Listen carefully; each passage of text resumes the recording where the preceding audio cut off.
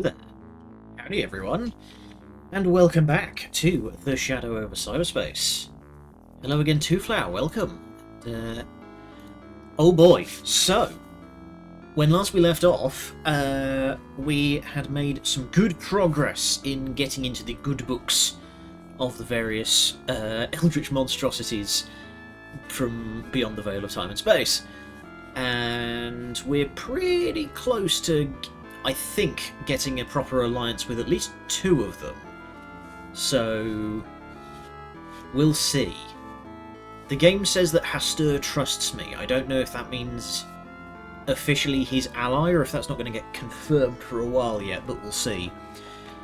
So for now, we're going to keep at it. There we go, we're on December 17th. Doot. So, we're over the halfway mark. Let's, if there's going to be any sudden upsets, those remain to be seen. So, I believe we've done all of our, I believe we've done all of our research. I think we did. Oh no, we do have some stuff to research. Excellent. Oh good heavens. Okay. We'll start with realware because I need some time to figure out how the fuck to pronounce that. So what is realware? Buy land, son. God's not making any more of it, my father told me. But if God won't gift us any more of his creation, perhaps man can create new lands that exist beyond the boundaries of creation itself. That's the premise behind Unreal Estate, the theory of artificial realities, or pocket dimensions if you were... Oh, okay. I was about to make a goof about Final Fantasy XIV housing, but no.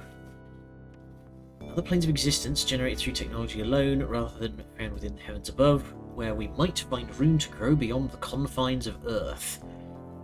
It sounds ridiculous, but true believers do exist.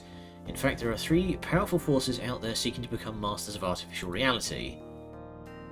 First is, or rather was, the Continuum Corporation. Yes, the ones who make breakfast cereal. In the early 1900s, they were launching research. Research project after research project at the behest of an anonymous investor who funded their charter.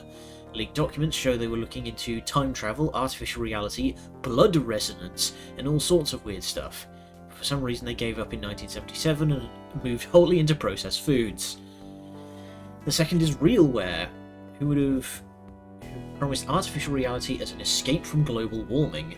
Planet in trouble, abandoned ship. Not that they've ever produced a working prototype of their reality engines, it's probably just a grift. And if they ever did succeed, we'd have a corporate-ruled empire of extra-dimensional nation-states. Yikes. Third is the one they don't want you to talk about, the mysterious forces hovering over our very heads right now, watching us, studying us. The ones who already mastered the art shifting between known realities. It's aliens. These orbitals figured all this artificial reality stuff out centuries ago. Now they're interdimensional tourists, shifting between timelines, lurking just out of sight and out of reach. What do they want? What have they already done to our world?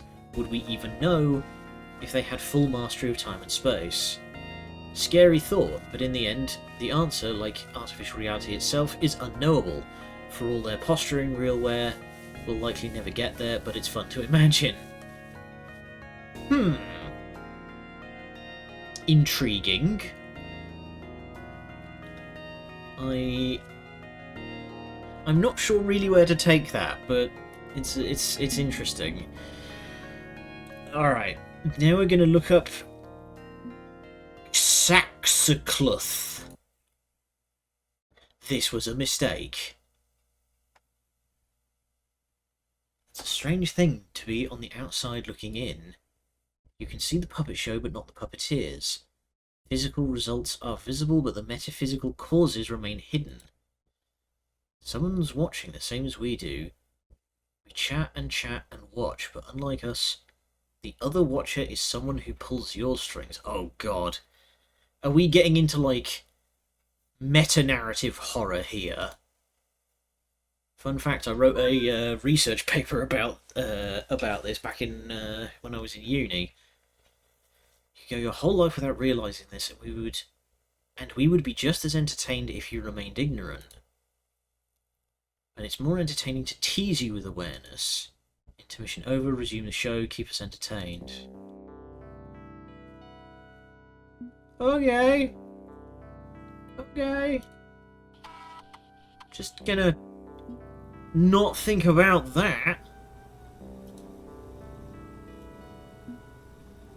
Actually, real quick, before we get on to tonight's seance, let's see how the old progress is going. Meta horror.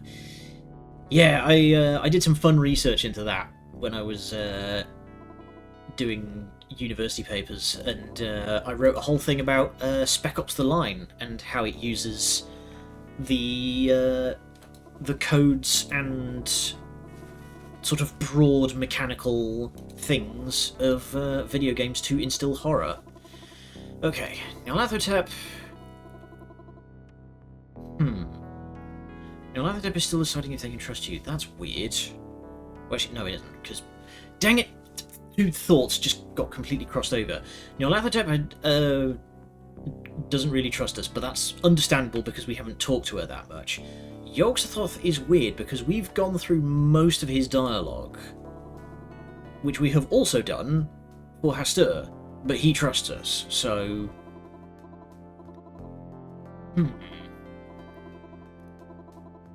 Maybe there's maybe there's going to be more to learn. Okay, nothing on the phone.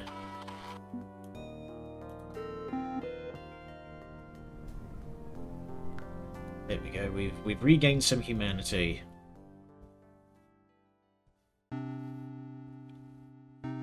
Just snooze off the old corruption, it's fine. Right. So yeah, I think it's high time we did some chatting with Nyarlathotep, because we have not done much of her dialogue. Hi. Couldn't resist my siren lure of incoherent nonsense and poetic babble. Hi.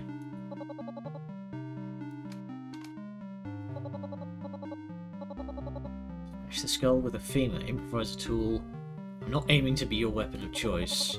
I suppose we can talk things through further, not like I've got anything better to do in the shapeless voids of cyberspace. Don't you have a cult to tend to? Yeah, what's going on with not Napster? What's it called? The old ones are building up cult-like followings. Scum. Howdy, Sheena. Stretch. Sit up straight. There we go. I don't think Yogg-Sothoth particularly cares if anyone follows him around. He'll drag us all into space regardless. Azerchan's got the Arza community. Hector's got his walled garden of best and brightest artificial nights. And you've got Crawlster. Yeah, they seem to... They're just waiting for the bomb to drop. Cash stolen. Thank you for the biddies. Thank you kindly, Sheena. Scum. Yeah. What's going on with that? Scum. You seem to have a small army at your command. The cult you wanted, but it's the cult you have. Curious about how you feel about what you've built. The legend of Nyarlathotep that's built up around it.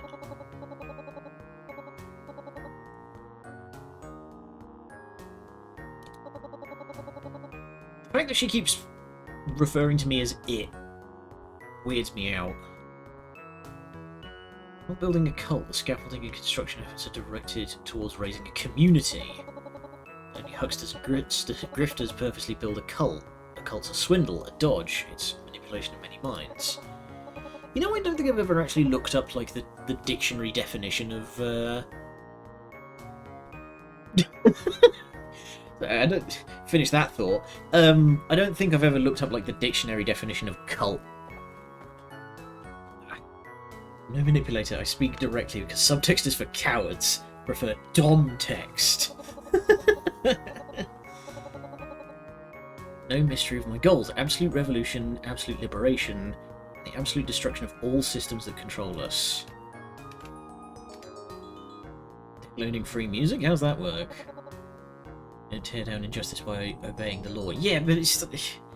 You're not exactly burning down oil refineries or setting members of Congress's house on fire. It's a trivial law to break, but corporate intellectual property is a dangerous concept when writ large.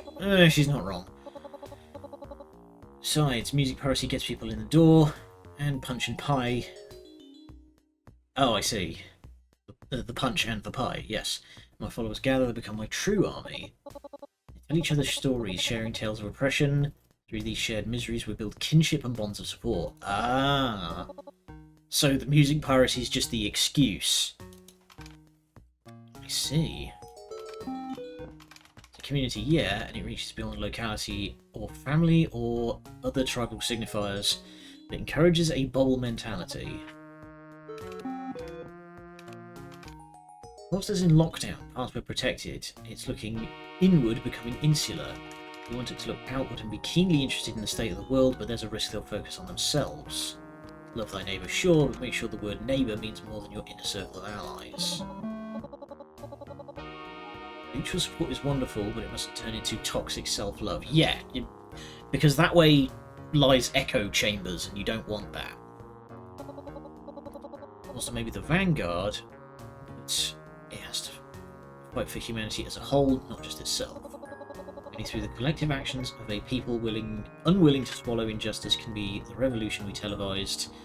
We can be Legion. That's a good song as well.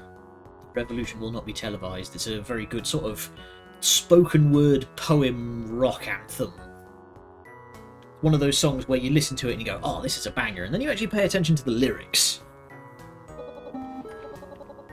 Burn down army.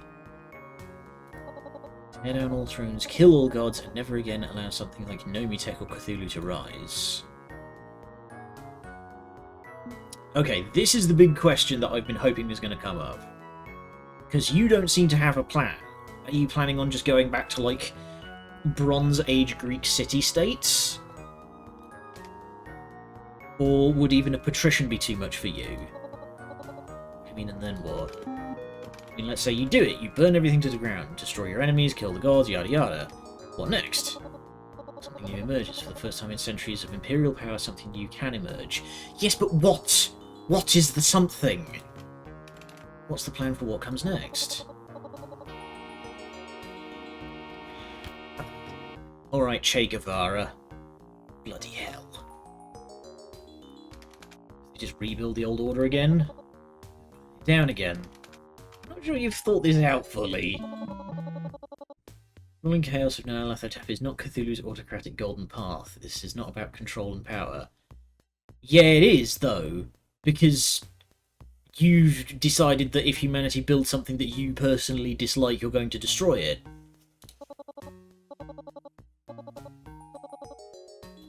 Okay.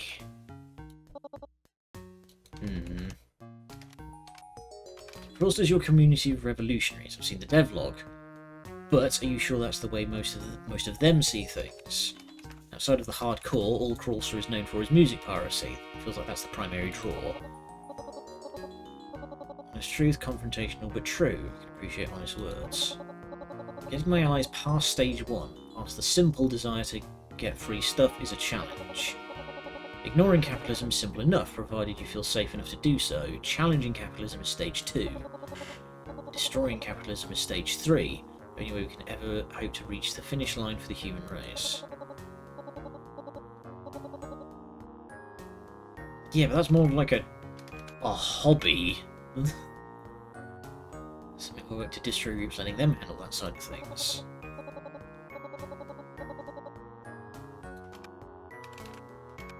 Revolution, actually. I hate the greed of industry, so I punish them with hackery.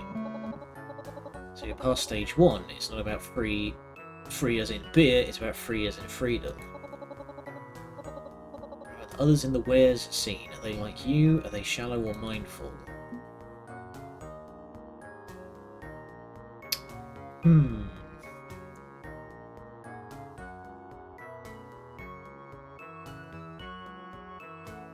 Yeah, they must be aware of the dangers. Everyone has their own reasons. Yes, some are materialistic, but when I was growing up, poking my way through grade school, piracy was literally the only way I could get software. Shit's expensive, and even middle classes like my family could only scoop up so much of it. So you go back to the 8-bit computer era, most software was pirated because it had no other option, even educational productivity stuff. So if you're fighting for a future... Yeah, so... Any corporate types in the audience watching, piracy is not a is a service issue. People pirate because they can't get what they want. Most people I know would pay for stuff if paying for stuff resulted in something better than stealing it. There is a streak of justice within your scene, big or small, it exists and is undeniable. Turn the valve and pour life into the heads of the young. Give them open source knowledge, quality without bias, go beyond Encarta. One reason I'm growing Nyarlathotep to be a rallying point for the ones willing to fight for future generations. No, your games will ever have RDM. Good. Good on you. DRM is like the biggest nonsense. Like, I remember... Hey, this is probably me being an old again, but remember in 2007 with the whole online pass bullshit? Remember how Batman Arkham City had a one-time use code to get half the fucking story? You literally could not do any of Catwoman's story chapters if you bought the game secondhand. All DRM does is inflict upon the final finished product. It never provides any benefit. And then you've got like shit like Denuvo that just flat out stops a lot of people from playing games. Because Denuvo just arbitrarily decides that it doesn't like your computer. But people still keep using it. I don't get it. Ugh. Has a certain resonance, Nyarlathotep. Stately yet strange. A perpetual outsider. Few people would follow a one-hit wonder named Nyara Thompson into battle, but Nyarlathotep, the banner waves with mystery. The honest truth is that Nyara is nobody. Barely remember, swept off the charts by a sea of clones. The only way I can make a difference if I'm something greater than Nyara. A monster is frightening, but fear calls for action.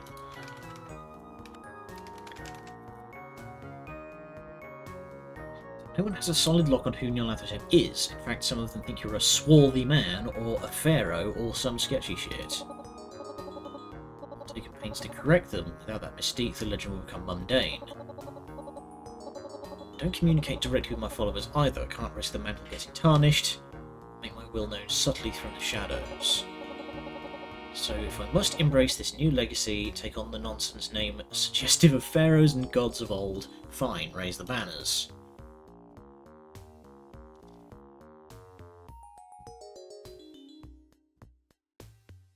Yeah, but how can you guarantee they're going to do what you want unless you get involved?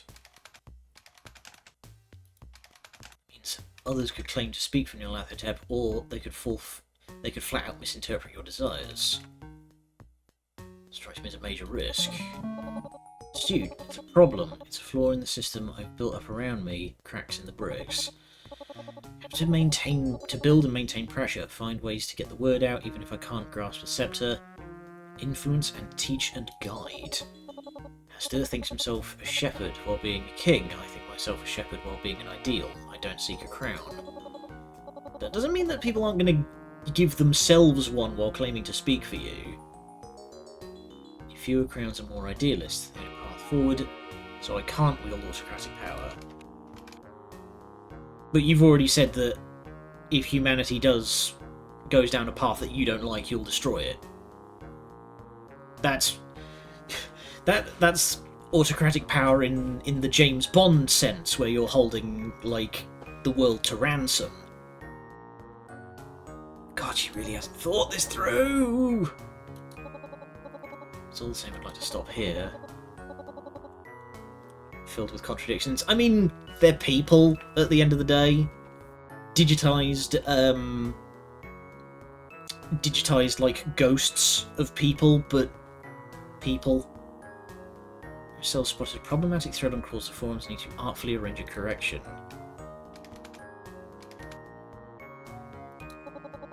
Absorbs the lessons and spits truth. Good.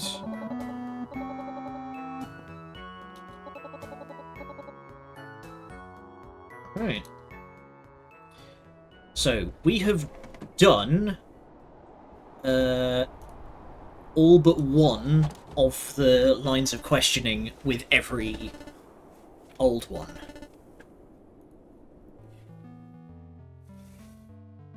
Oh, let's go! Mulan House!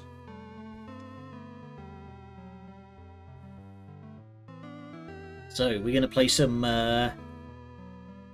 OG Unreal Tournament. It's all about the Pentiums, baby!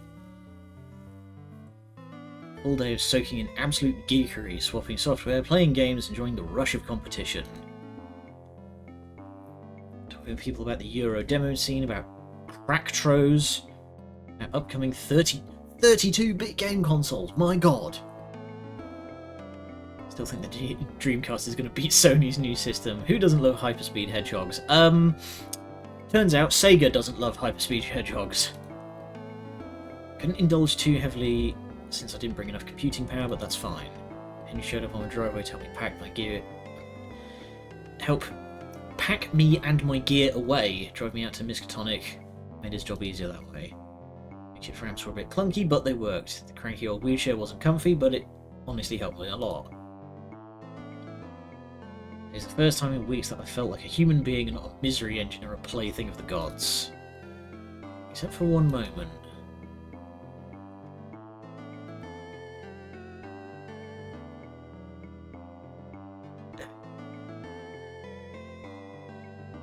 Oh boy. Pulled me straight out of my good feelings. I'm not entirely sure why. I mean, I've been trying to pump myself up the same way in the days leading up to this. Why did hearing it from someone else make me feel worse? Because it objectifies you. When the disabled are only allowed to exist as an inspiration to others, it means you are a living transaction. There, but for the grace of God go I, they think. It's not true admiration. You help them feel self-affirmed by comparison. Yikes. Okay.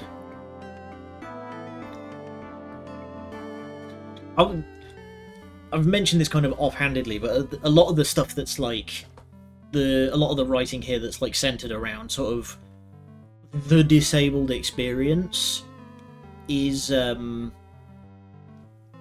not something that I can personally relate to, but I get it. Like, what is the phrase I am desperately hunting for here? My brain is failing. From your own experiences, it shows. It very much shows. I know that that's the old thing, like the old statement of write what you know, but like, it's very much showing that this is something somebody knows.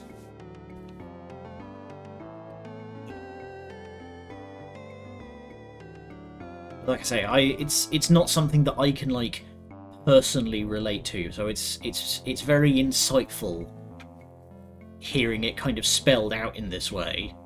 But is that a bad thing? Your mere existence uplifts their spirits. You can be openly reviled and praised in equal measure. Everybody wins. Is that what you want? Not everyone's built to be a shining beacon to others. Some people just want to live their lives and, you know... Is it so disagreeable, elevating your fellow man? Helping them feel gratitude for what they have? Oof. I don't even...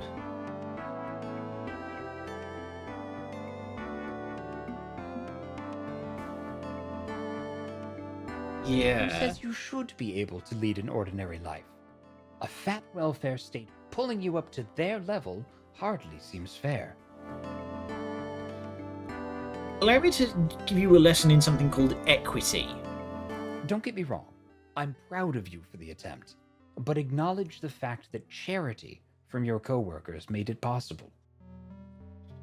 No, my friend, it's not charity, it's empathy.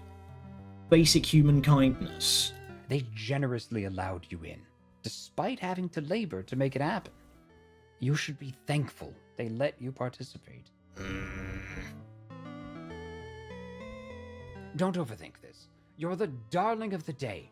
Be satisfied with your lot. And remember, when you stand at my side and relay, this worthless body of yours can be discarded. Oh, I'm going to have fun microwaving all of your circuits. Imagine being free of all burdens. That could be my gift to you, provided that you make rational choices. Consider that as you move forward. I'm starting to think the unfathomable eldritch horror doesn't actually have my best interests at heart.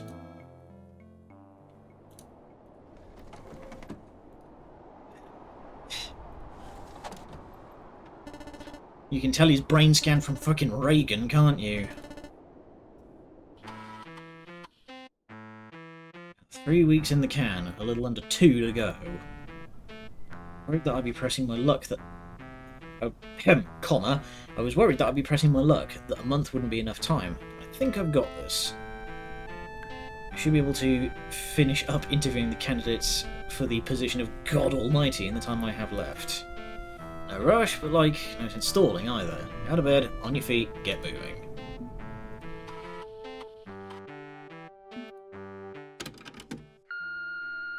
Hey, it's Henry! Henry from work. Hi again. Yeah.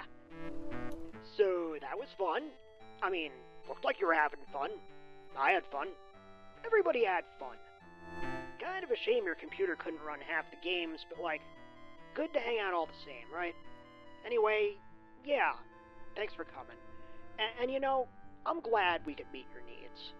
Look, take the time you gotta to work on your health problems. It's okay. We're behind you 100% of the way. And if you need more accommodations next semester, okay. We'll make it work. So, Merry Christmas, Happy Holidays, have a good one, and stay in touch. Yeah? Thanks. Yeah. Man, I wish that I had a boss like Henry. He's a great dude. Despite that one sour note of praise at the LAN party, yeah, I'm glad I went. Knowing someone on the job's got my back as I grapple with my health situation, also good. Good feelings all round. Let's change your pace, that.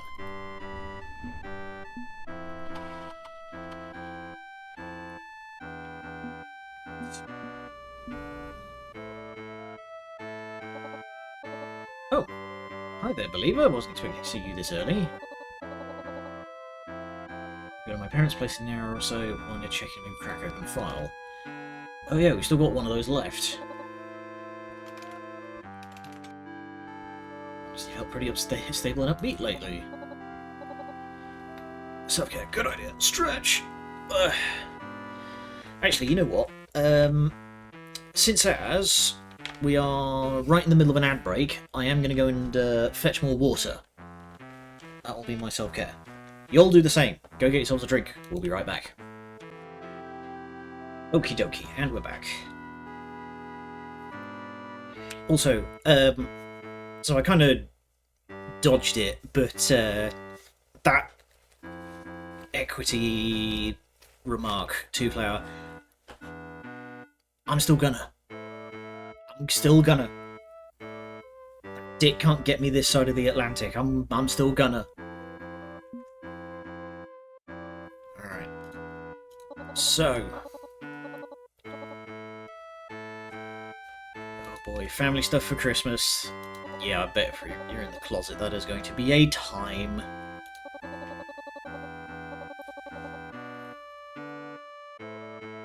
As far as they know, I'm a good little boy, keeping the faith and punching the clock each day at my office. Need to get a better job so I can move out. Just skirt around my work with the I Want to Believe blog whenever I talk to them, can't discuss my hobbies or interests.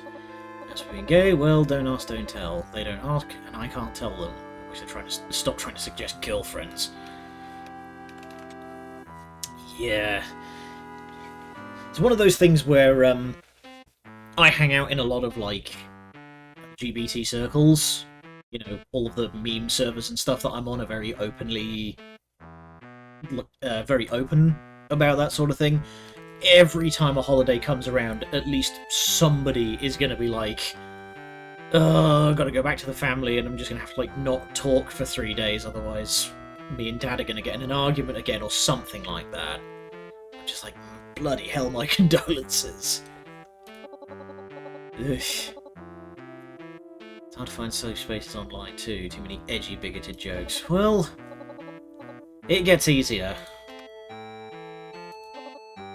It will get easier. Get going, so let's decrypt the file and scoot this thing along, no time for chat.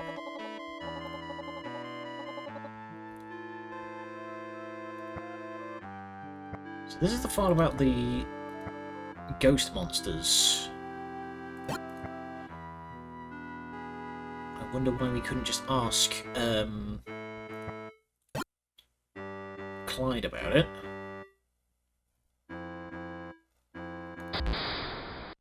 Dang it. Let's try another run.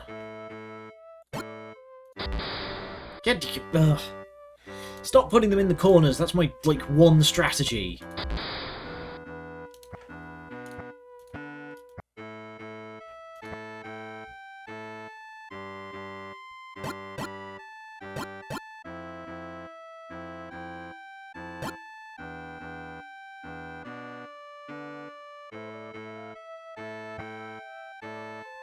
Oh boy.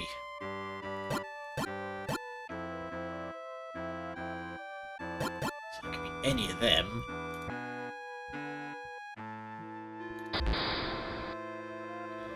Oh, dang it! Lost the coin flip. Let's get a move on. Don't want to keep Believer waiting. Regarding the organisation of interest known as the Ghost Monsters. They're harmless, just a bunch of teenagers and 20-somethings goofing up with tech toys, poking holes in random websites. Anything actually dangerous they happen to learn can be easily washed away with our standard misinformation protocols. Honestly, please stop submitting reports about them. We have far bigger problems than these juvenile delinquents. Our focus needs to be on collapsing the Soviet Union and the Middle East, not digital Oh, sorry, I misread that. Our focus needs to be on the collapsing Soviet Union, not them trying to collapse the Soviet Union. My brain. And the Middle East, not digital graffiti punks. The world is to be shaped according to the Great Cthulhu's plans for Y2K, and that's an all-hands-on-deck problem to deal with. And similarly, please stop asking when we're going to burn down Carcosa. The King in Yellow only thinks he's a rival. Cthulhu is very much aware and unconcerned. Believing we'll get him on board eventually. Same goes for the other AM prototypes, none of them are massive threats. Y2K is a single-lane highway with no off-ramps. We are on course towards destiny, and it is too late for those sad old ghosts to stop what is to come.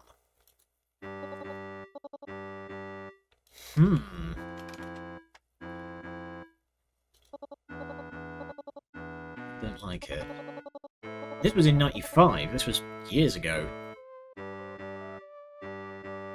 People like the ghost monsters are our last hope for the truth. They're willing to peek behind the curtain while everyone else swallows what they're told. Like distributes cracked video games and defaces websites for fun. They're punks, but hardly the vanguard of societal revolution. Well, they could be. I was actually thinking of asking Clyde if I could formally join the Ghost Monsters instead of being on the fringes. To say a shadow member, I can't let my online and RL personas cross, but I like Clyde.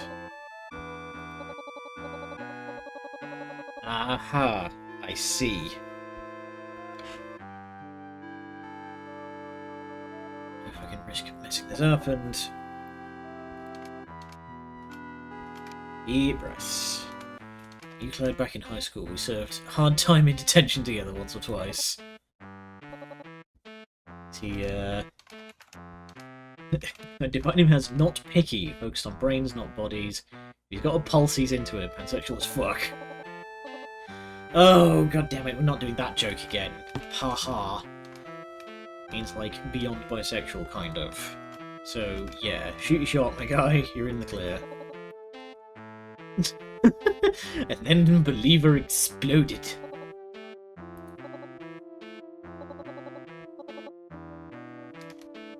I know he's my bestie, but we've come through each other a few times.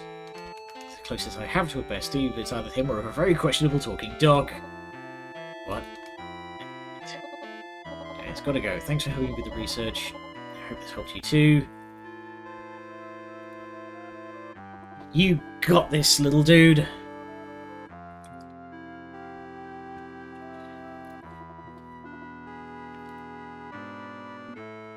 Right. We've got some...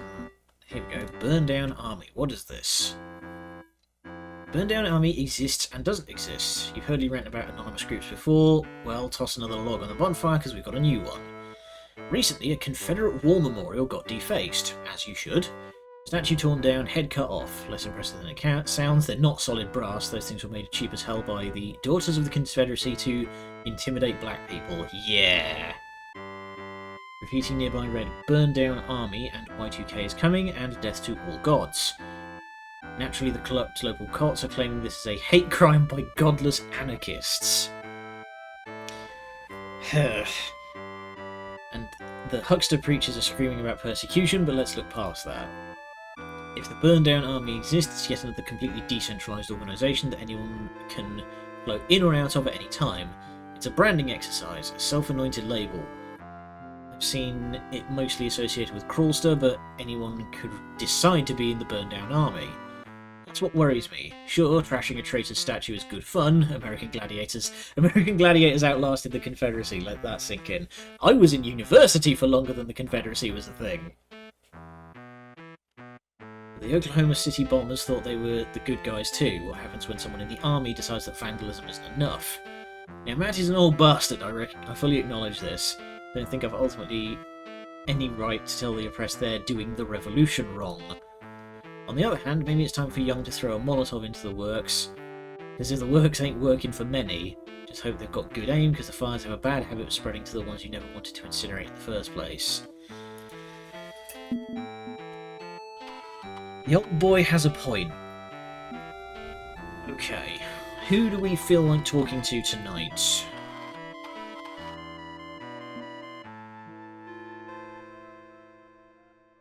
Who do we feel like talking to tonight?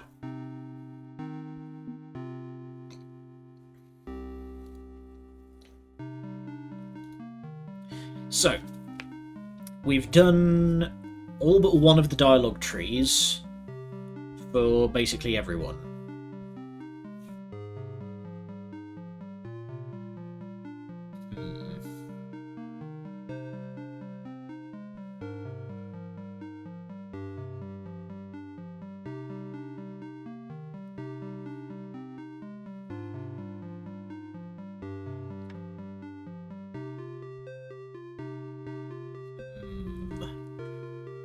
Is this always the bit that gets me stuck, I wonder? Why is this the bit that always gets me stuck?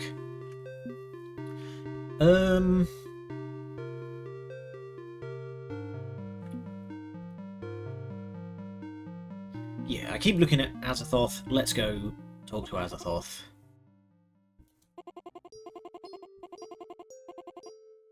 You've been representing old ones. A bit unpredictable and wild is the greatest match. Oh, you checking with Nyarlathotep, perhaps? Oh.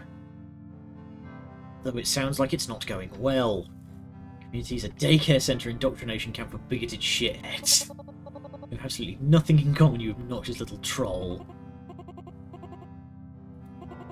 Friends are full of love, they love everyone, even without knowing who they are. All anonymous together, it's beautiful.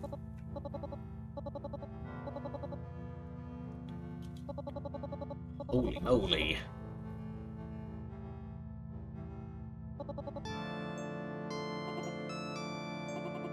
Yikes. Okay, I'm at a bad time. Guess, maybe. Why'd you reach out to Niara? Thought you saw the other old ones as fuck-ups. Cthulhu always says an enemy is a friend you haven't convinced yet, so I thought maybe I could reach out like he does. You're at odds with him, we're still friends, so why not try talking to Niara again? We're very similar, but, well... Niara's not exactly into the dog-whistling irony meme lords of Valsa's community. It feels like I'm the only one who loves my community, but sometimes they don't love me back. Yeah.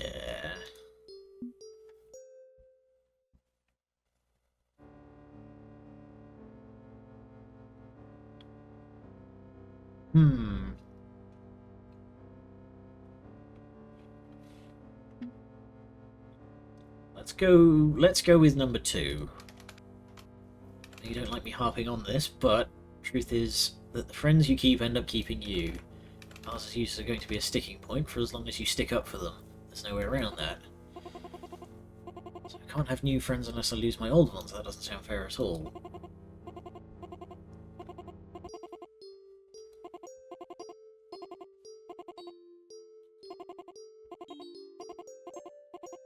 Yeah, there you go. Just turn on the happy switch. Everything's fine. It's going to be fine. Ugh. Right.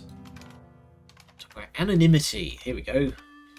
Well, this is a fully anonymous message board, right? No identity, no names, no accounts, nothing to trace. But all anonymous.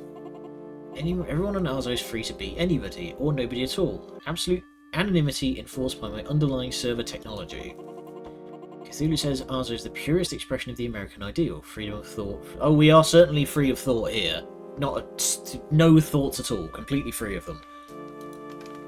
Freedom from consequences, you mean? No identity means you can say or do anything with zero stopgaps or safeguards. That's a feature, not a bug. You're okay with that? Of course I am. Transgression is the soul of America. Yipes. Without the freedom to offend, break boundaries, we get nowhere as a society. No new ideas, no progresses. But then you end up going too far and you end up with a crab bucket the size of a country. Never be allowed to be who we really are. I couldn't be me. Fear controls us. It stops us from speaking our truth, for fear of being handed down by conformity, but anonymity allows a layer of protection. I want people to live authentically, to be unafraid, in the face of those who fear and hate what they don't understand. That's what I provide for my friends at Arza. Freedom of self on my server. They can be themselves no matter who they are. Even if it means they're also basically nobody. Again, that's by design, because if you wear your own face instead of a mask, predators are able to feast on your identity. Oh boy! Data harvesting! Sure, I'll accept all of your cookies. Business attempts to turn its users into grist for the mill of industry. Look at Yogg-Sothoth's mathematical madness. He algorithmically crunches people down into numbers he could leverage for his own gain. King in Yellow, you know I've got issues with him, including how he harvests identities to sell to advertisers. With me, I'm not selling anything. I'm not exploiting anyone. On the internet, nobody knows who you are, and I want to keep it that way. Except Arza becomes an identity unto itself, just like the Burned Down Army. It's basically the same idea, right? An anonymous gestalt, forming around an ideology. Arza provides an illusion of freedom. True and absolute individuality isn't possible because even a cluster of anonymous randoms can band together under a banner. You're still selling something, the Arza brand, working as an army for Cthulhu. You think he won't exploit your friends for his gain? Oh, but he would. You know his plans. You know what's in the cards, you tell me. Don't think he would. He probably wouldn't. You're being really mean. Not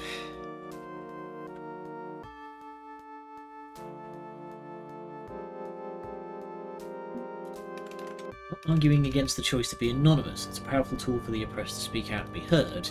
Used in good faith, it's absolutely a cornerstone of freedom and should be respected. Yeah. Fun fact, here in the UK, we actually have a law that's called the right to be forgotten. And it's basically you can call up any organisation that's based in the UK that has access to your documentation, and legally they have to delete it if you tell them to. It's just, in the digital era where bloody everyone has your documentation, you can just delete them. You could just delete them, but it's a massive pain, because it's all over the place. Ugh. Hoodie back on straight, there we go. Assuming it's used in good faith. I want you to look at your user faith and everything they do with anonymity. Everything, not just the fun parts. I know you don't like some of the things your users say and do. They're benefiting just as much as the ones who need your freedom the most. People using anonymity in bad faith as a shield from consequence or for destructive from as a shield from consequence for destructive behaviour. It's easy to say if you get your teeth in. They're in the same mix too. Tell me I'm wrong. Tell me I'm lying, but be honest. You're not wrong. But that doesn't matter, because this is how things have to be. You know why.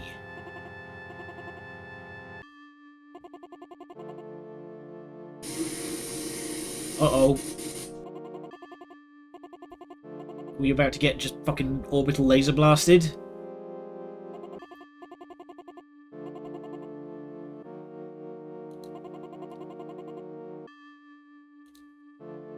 Oh boy. Okay, we are getting orbital laser blasted.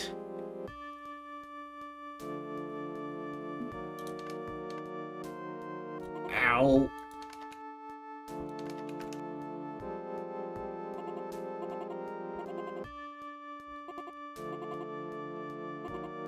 Okay, I think we managed to get away with that. Woof. Be what you want to be. Don't know what it's like to be an old one. Just human minds copied into computers, that's too simple a way to see it. I am Arza, I am the server, it's in my heart. Arza is a walking contradiction, every viewpoint all at once, all pulling different ways. The minute I'm happy, the next I'm enraged, the next I'm sad. Oh, so they actually get... The old ones themselves actually get influenced by the content.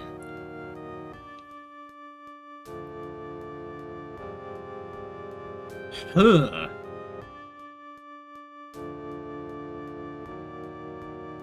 Hadn't considered that. That's a troubling thought.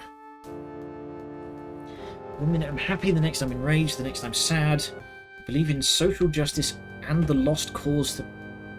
I'm not familiar with the lost cause. Hang on, I'm going to quickly look that up. That sounds pertinent. Hopefully this isn't going to poison my... Oh boy! Okay. The lost cause theory is a myth that attempts to justify the Confederate States' loss in the American Civil War. It argues that the war was fought not over slavery but for other reasons. Okay, it's that one. States' rights to do what? To do what?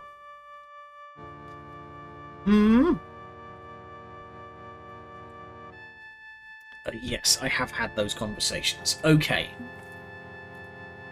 I just wasn't aware that's what it was called. Nothing about that makes sense, but Cthulhu says that everything can contradict everything else all the time. That's allowed. So when you tell me Arza is terrible, it's like stepping on my heart. My pulse races, my anxiety ramps to the roof. All the old ones have become more than what they once were, but also less human than ever before. It changes you being a part of cyberspace, makes you strange. I'm trying not to be overwhelmed by it, but I can't resist. How can there be anything other than this?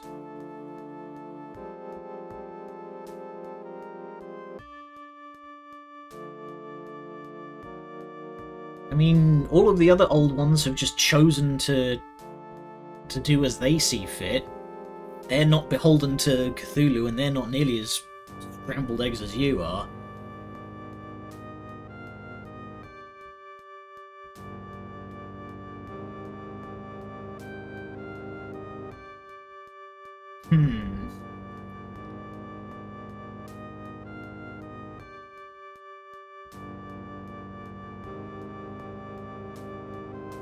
It feels like a very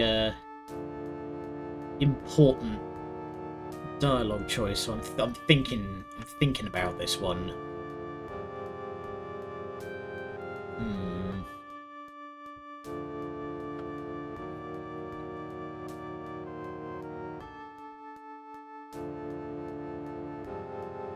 Gonna... Okay, I don't do this very often outside of PS2 games that have very dodgy save checkpoint systems, but I'm actually going to save here. We're going to... we're going to save scum it a little bit. We're going to say, stand by your own ideals. We're going to see how that goes down. Don't be Cthulhu Stooge. Be you. Keep talking about absolute freedom to be who you want to be. Embrace that power. If you're Arthur, then if it's the heart beating in your chest, then you set the pace of that heart. You can roll back with the mouse wheel. Ah, okay. Good to know. There we go. Boom. Slam dunk. Comfort, not cruelty. A haven for people who desperately need a safe haven. Like that, I would. I don't think I can do it. I can't be anything other than what I am. Give it time, you'll see your past, I promise that. Maybe. Oh, I think we finally got through to her. How do you think I feel? My heart's hammering. Bloody hell. Your strength. I'm just so tired, I can't. Hang on. Getting some notification pings. We get signal. Main screen, turn on. Keep a few live searches running for topics that interest me, or topics that mention my old one name. As the Thoth just got a ping, it's curious, people don't usually use that name. I prefer Azachan. Something wrong? Probably not. It's just some super cool fan art or something. Make a peep before arrest. We'll talk again soon.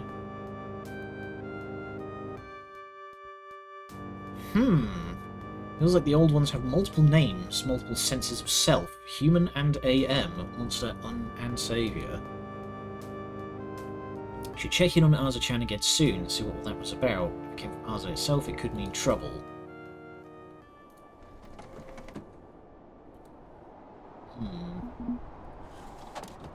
Concerning.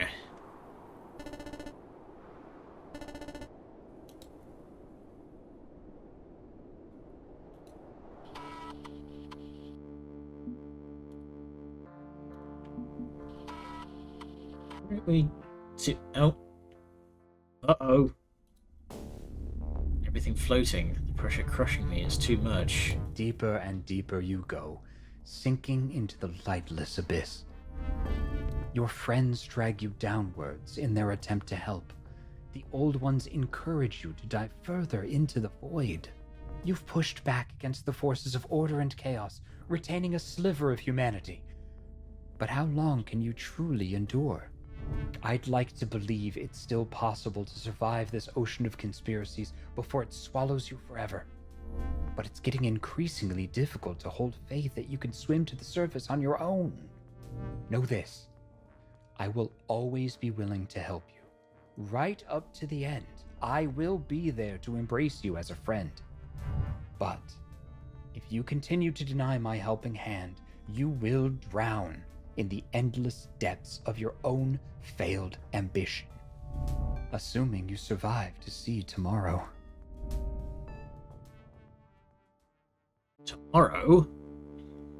Floating ceases, landing awkwardly on my feet, stumbling a little. Cough and cough up seawater.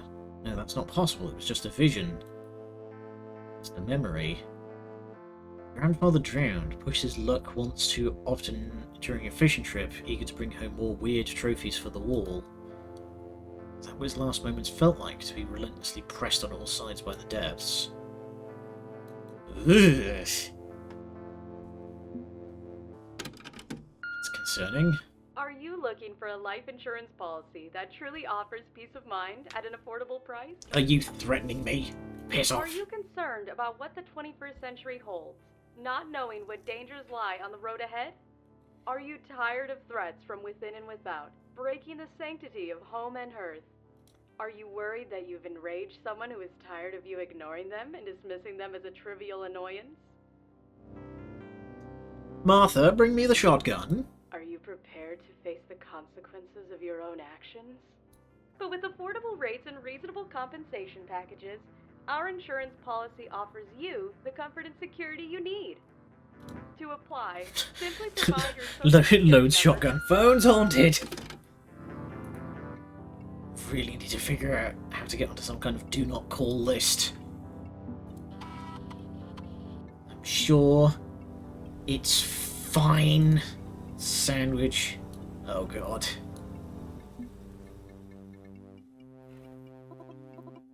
Hi, buddy.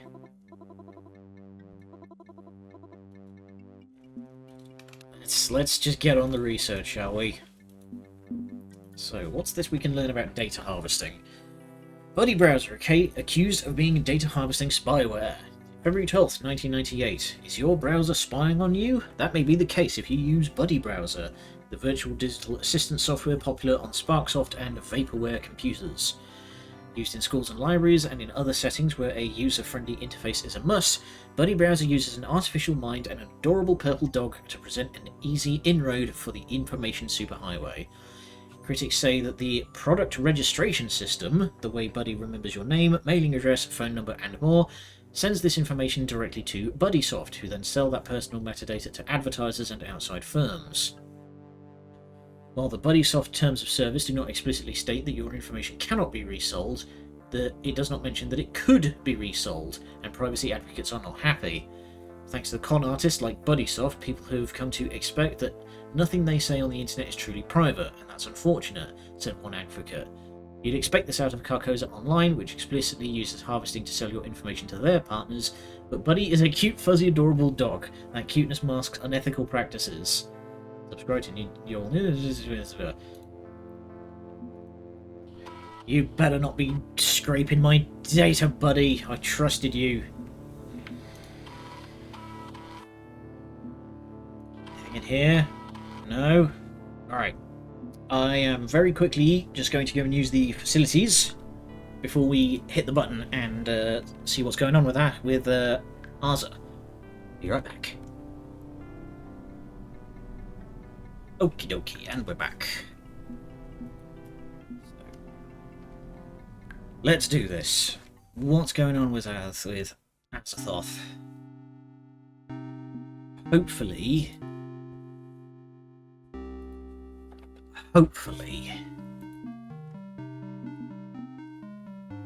Yeah, let's check in with Azathoth. Oh, are we having a dysphoric moment? Hey, what's good? Nothing, forget it. Relate to that pin you got last time? Yes. Right, it was a fan art thread. Usually that means my friend's drawing super cool pictures of me again. Some of those pictures weren't very super cool at all. So honestly a little scary, like making me do things I'd never do and never want to do.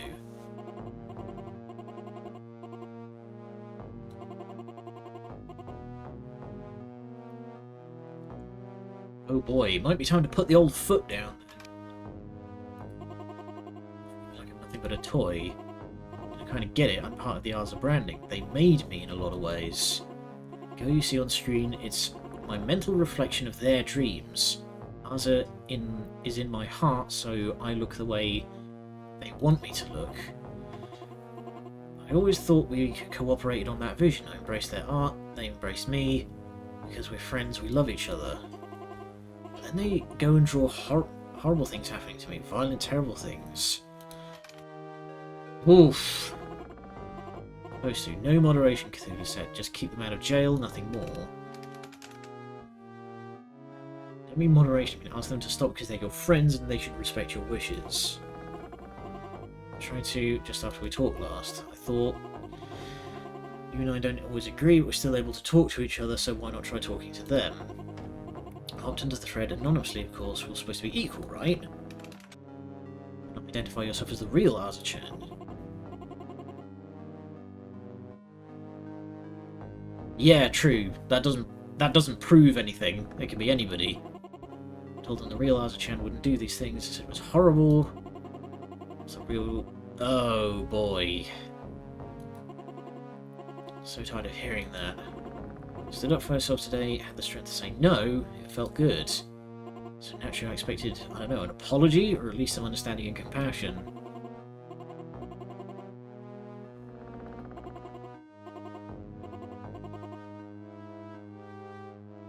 I mean, maybe time to start putting down the boot a little harder. I mean, before and I've laughed it off. Tonight I just couldn't.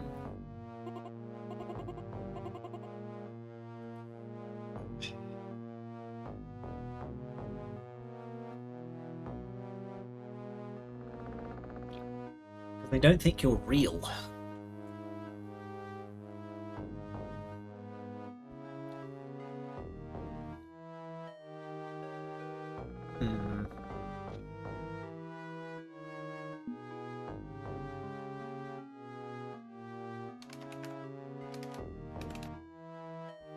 And to put the foot down. Words like the one I won't repeat get normalised.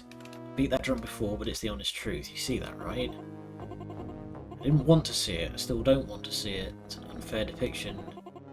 But the results speak for themselves. If calling me that is a running joke, it becomes all I am. Just a sick, sad joke. A true friend wouldn't make fun of me like that. So... as a part of you, you're even named after the site, how do you move forward? No. Maybe I don't have any friends. Maybe I can't have any friends. I don't exist, right? I'm bits and bytes. The real me died in a computer lab. Oh no.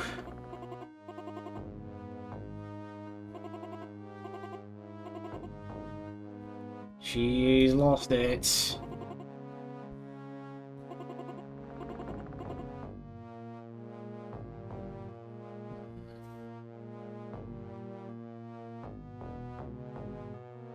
No, you are still a person.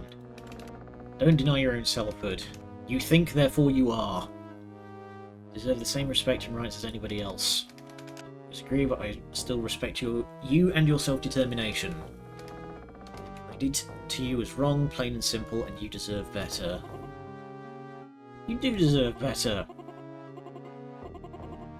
This world could be so much better. Maybe there's a way to do it, to be a good friend to anyone. Scum. Howdy, Arthur. Scum. I know how to win them back, to get all of ours on my side forever. Perfect plan. Oh boy. It's going well. I think we might have just hit on something. Anonymize the... What? Obliterate identity. Allow anyone to wear the mask of an... Okay, this is not where I thought this was going to go. Everyone be who they want to be, say what they want, do what they want to do. No fear, no compromise, nobody higher or lower than anyone else. We can all be anonymous.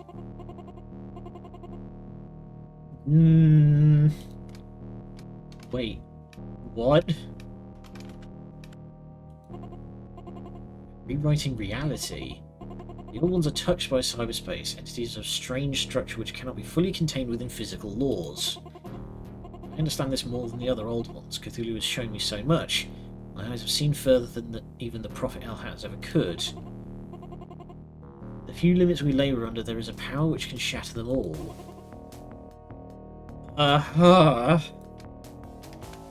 You mean Cthulhu's service magical, or...?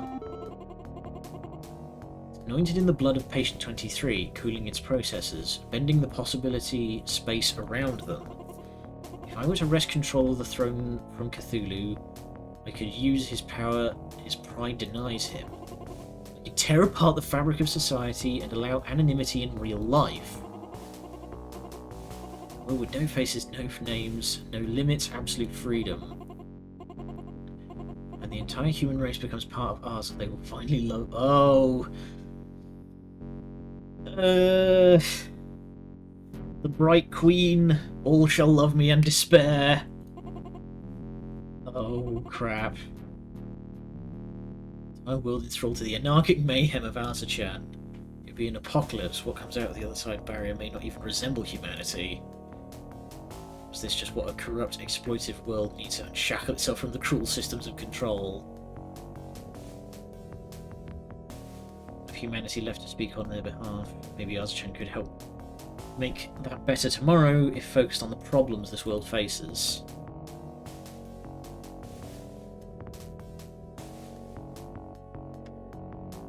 Okay, this is why we've been hanging on to humanity all game so far. It's too much. I dare. Think it through. So it just showed you their true colours. Anonymity allowed them to abuse you. It enables mass cruelty.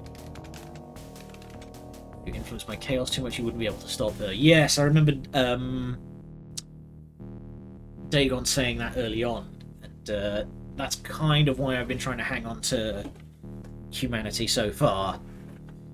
But if you take the same mask that allow them to torment you and hand them out to everyone else in the world...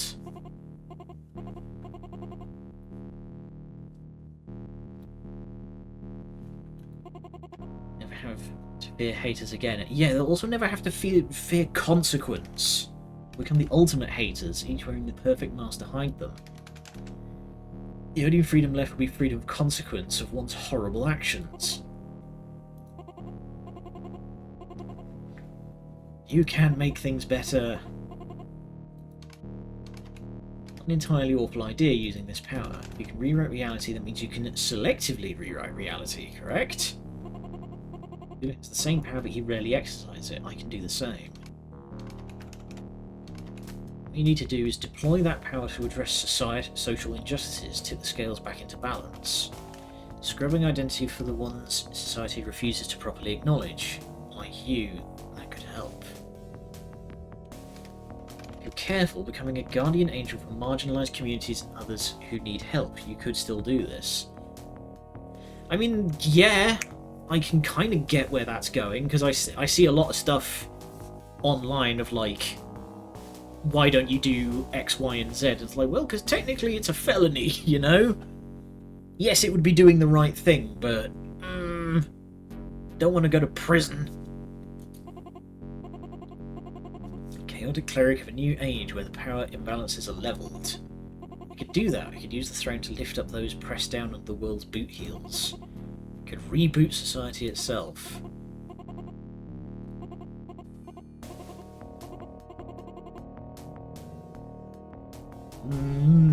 But the seed of the idea is there now. It saved me, gave me purpose. I'm not a traitor.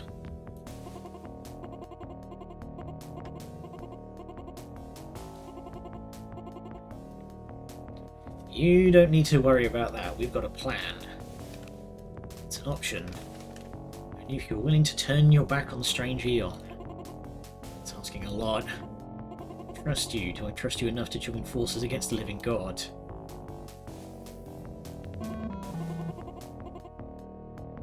Ooh. Okay. Phew. We got one. Kind to me as a true friend should be. A kindness even Cthulhu hasn't shown. Still think he's going to stomp us into paste, but... stand with you. Put you on the throne, you'll work to uplift others. See my plan clearly in my head. Even if you don't pick me for the throne, I promise that I'm still done with Cthulhu. No matter what happens, I'll remake ours into what I want to be. Sincerity, not irony, a safe haven for those with no home. Let's go! We've fixed 4chan. If nothing else, we've done that. Very relieved. Still deciding who to call on for the final battle royale, but I'll consider you as an option.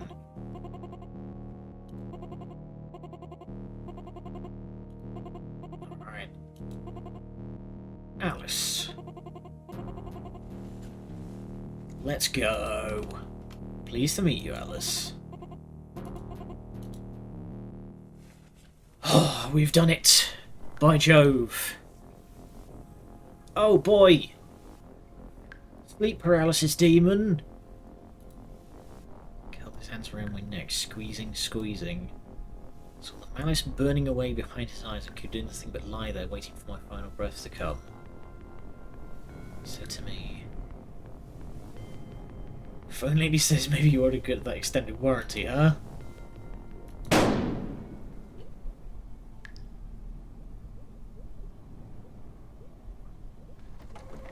Did I just explode? These prophetic dreams are not very pleasant.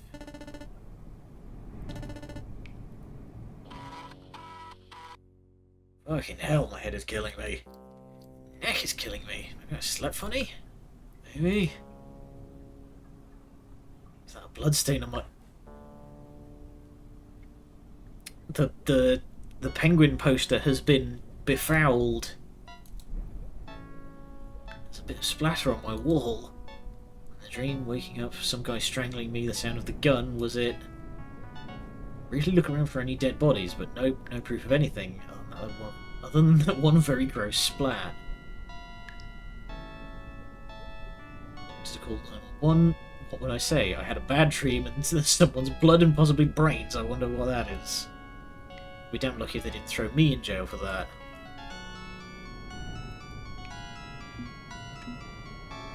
Can't interact with it. Zulu? Buddy, you out there? Any comment on what the fuck just happened? No? Okay, good talk. Moving on. Dick. Okay. Phone has nothing to say. No sign of entry or damage. Nothing's been taken.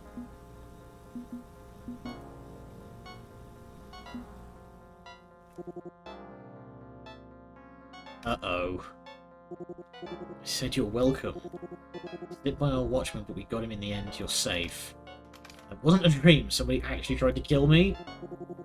We took care of it, just like we said we would. Cult of Dagon, protecting the Chosen. You murdered someone in my bedroom! Would you rather we let him choke you to death? Vitals were fine after, so I administered a light sedative. We tidied you up. Just as you wanted, minimal intrusion on your life. You missed a spot. Got a little grey matter on my penguin poster. Did we? Oh, didn't notice. Well, in our defence, we didn't want to turn the lights on and wake you. Hopefully you got a good night's sleep afterwards.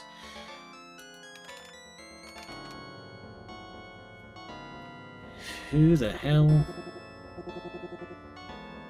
Far too trusting for someone with skin in the game. Don't give your personal information to anyone from now on. It's a working theory, understand, but...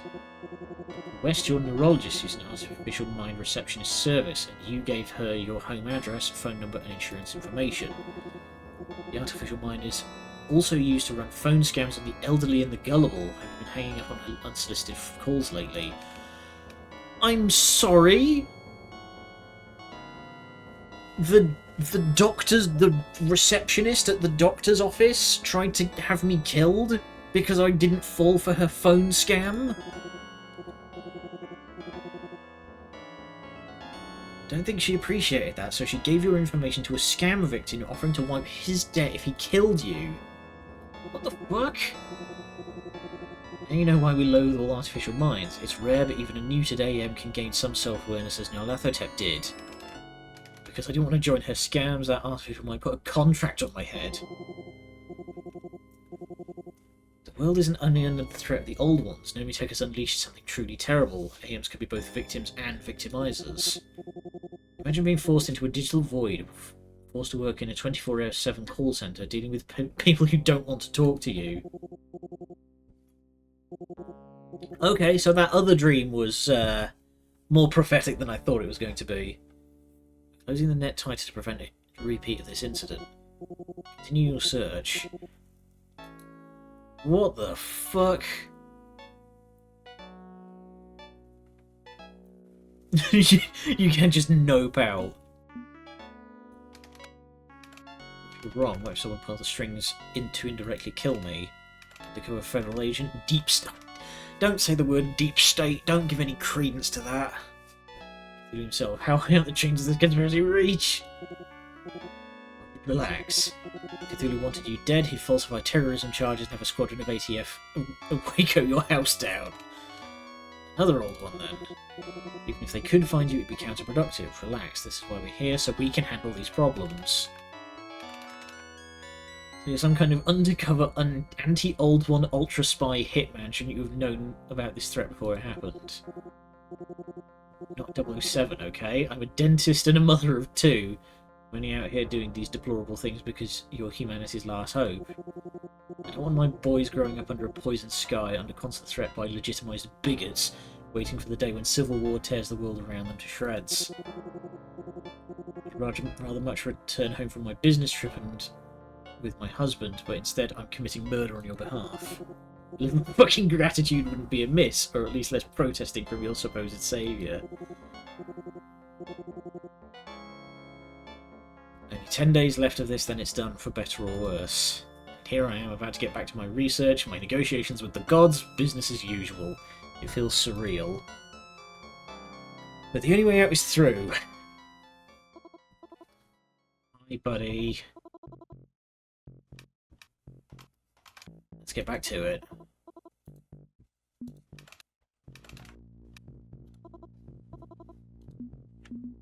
Patient 23. Alright. Time to crack the FBI again.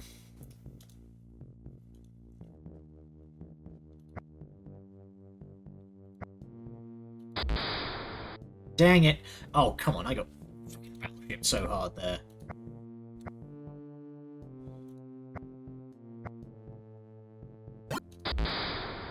Ah.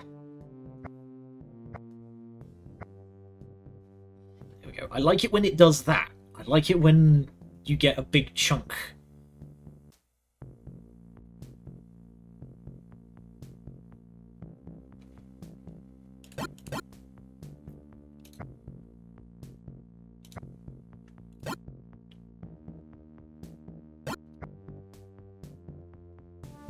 Yeah.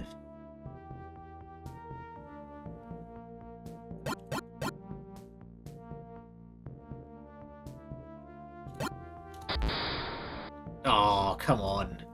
So close. I don't think I've succeeded on a single one of these. We don't know why the blood of the 23rd Forsaken Child can alter reality itself. All attempts to understand its harmonic properties have failed, and that doesn't mean we can't leverage it for our master's plan. Patient 23 was recovered from a secret CDC facilities, an off-books operation similar to our own. She became infected during the Spanish flu outbreak at the turn of the 20th century and fell into a dreaming coma. A state of unaging stasis, an unnamed orphan forever frozen at a young age. It's theorised that she crafted a whole world within her lucid dreams, an artificial reality separate from our own, a strange and misshapen thing. A city of angels. A city of angles. We turned a man on the inside of the project, Jack Hayes, who provided us access to the CDC facility. One regrettably violent raid later, we have secured this resource, ready to use her blood in the cooling system. What? Okay. Our projections indicate that the resonance of the blood will reach its zenith at the stroke of midnight on January 1st, 2000, Eastern Time Zone. We verified. The servers are positioned at Langley in order to reach that apex in time and space. Very lucky to have stumbled into this find. If we hadn't obtained Patient 23, corporate empires like Continuum or RealWare would have monopolised its power. Now we have the President of President. Right, so that's the diverging point between this universe and Penny Larcenies. Nope, doesn't make a lot of sense to me. Well, I've got the meta-knowledge here, you see. I've just elbowed my table. Beyond Cthulhu's server is powered by the blood of an orphan, which should feel ridiculous, and yet somehow does not. Is it possible this whole mess with Cthulhu and the old ones is some sort of side effect of a much larger problem? At least it confirms what Arzachand said. This is not just bits and bytes. Relier has power. Impossible, unfathomable cosmic power. And whomever I choose to place on its throne will have the ability to warp realities in ways I cannot fully comprehend. Yikes.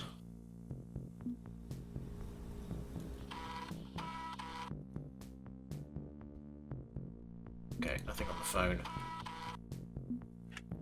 Can we get a dishcloth and clean the brains off of the fucking wall?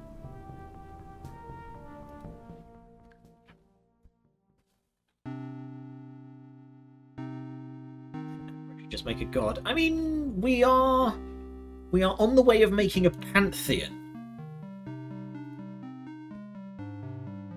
And we still have enough time. Okay.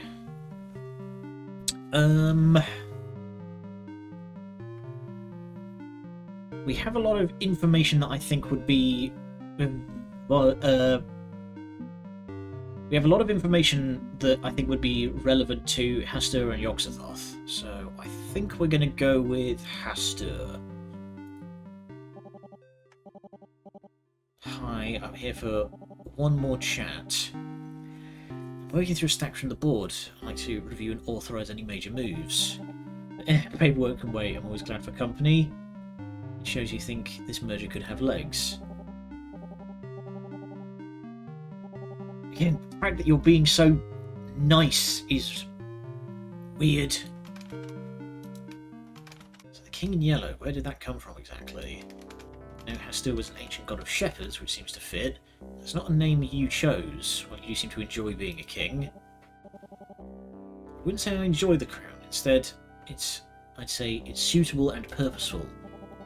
Noble king, one who rules with the consent of the ruled and uses executive power to better the kingdom. It's an idealised state of affairs. Man, if only you'd gotten into politics instead of selling encyclopedias. I could say the same for a president, an emperor, a consul, or any other moniker.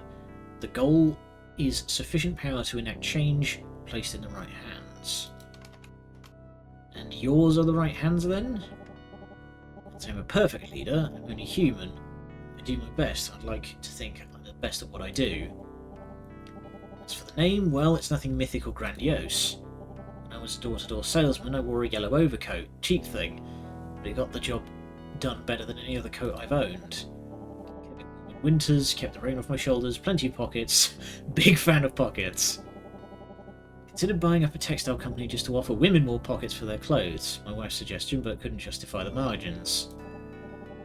Getting off track again. Point is, I wore that coat most of my life. Got to be known as the Man in Yellow. So I ascended to the ranks of management. Well, the office nickname that circled around became the King in Yellow. That's it, just a coat. I was figuring it had something to do with the yellow sign. I didn't name the process that. Yara did, probably to spite me. I hope I didn't disappoint with my answer, but really the King in Yellow is just a title with humble origins, nothing noteworthy at all.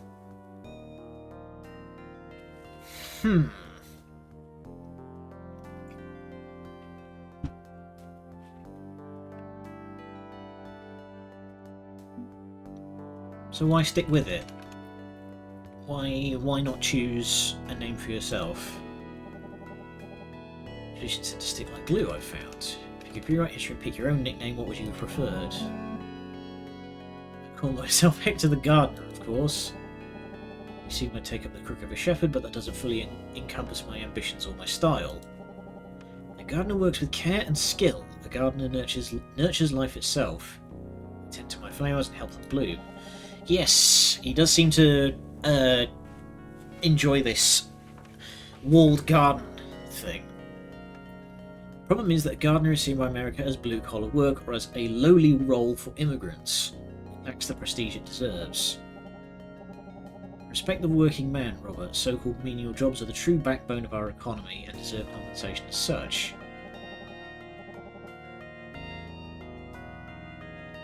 Okay, so originally, back at the start of the game, Hastur being as polite as he was making me suspicious, because I was waiting for the penny to drop. But it definitely feels like he's legit, which surprises me. He actually seems like a pretty good dude. As a king, my duty is to select only the finest from my court. Experts, innovators, geniuses, the cream of the crop.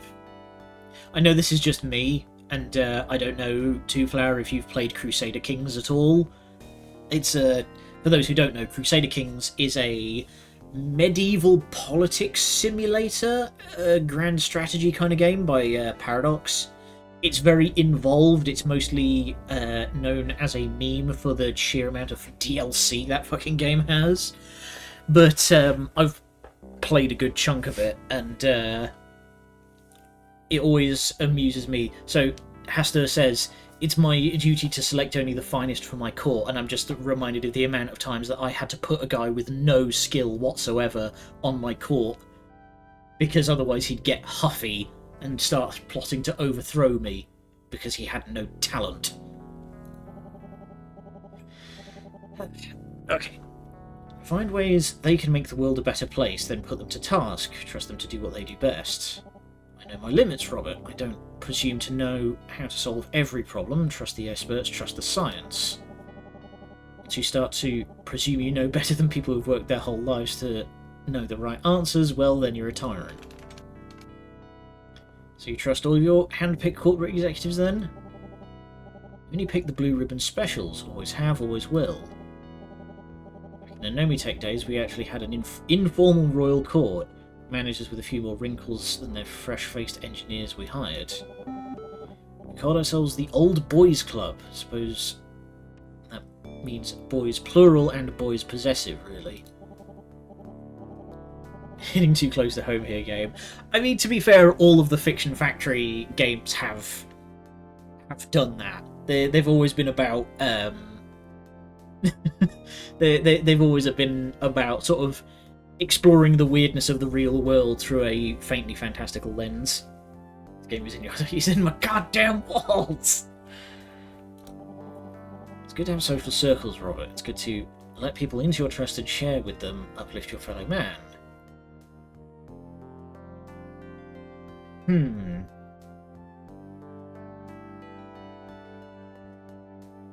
Have you stayed in touch with them?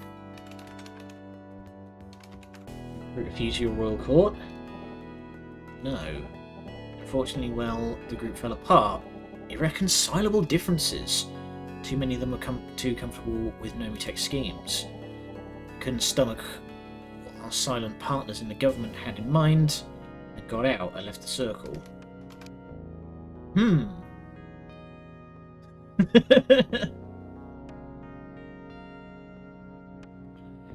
Yeah, so Arva, if Fiction Factory's next game seems like it's very much cribbing very close to your life experience, then we know what's going on. Oh yeah, that's a point. Arva, does your new cat have any cyberware installed?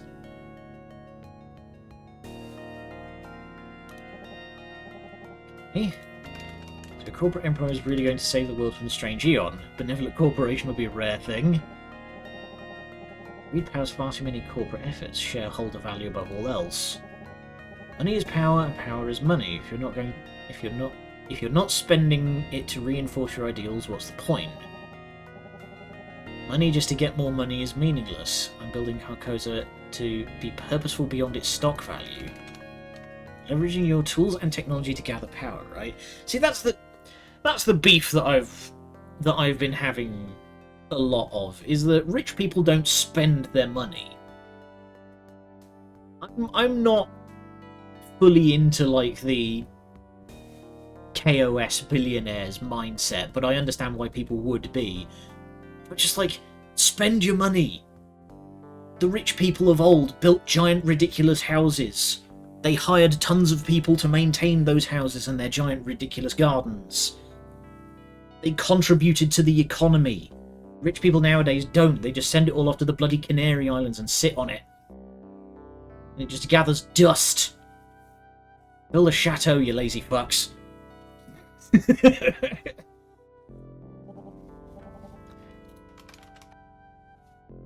Yeah. Everybody knows who I'm talking about. I don't need to drop names. Speaking of dropping names, here's that data harvesting thing we looked up on. Carcosa isn't just a hive mind of free thinkers, it's a vast user data harvesting operation. Your users are your products. You sell their information to other companies in return for the resources you're using to save the world. The ethics are questionable. It's an unfair interpretation. Is it? What's your version then? You're right to call it out. Yes, we harvest personal information, as do all online businesses. This is how the game gets played. Just because everybody else does it that way doesn't mean that you have to. Unlike others who buy and sell details on your personal life, we have a noble goal. Not build paradise on shoddy foundations, Hector. Aware, thank you. Very much aware. We're doing our best here, trying to rise to power alongside brutal rivals, but in the end, when we win, all will find salvation. That's my promise. Give it time, we'll make this right. Getting distracted again, back to the point.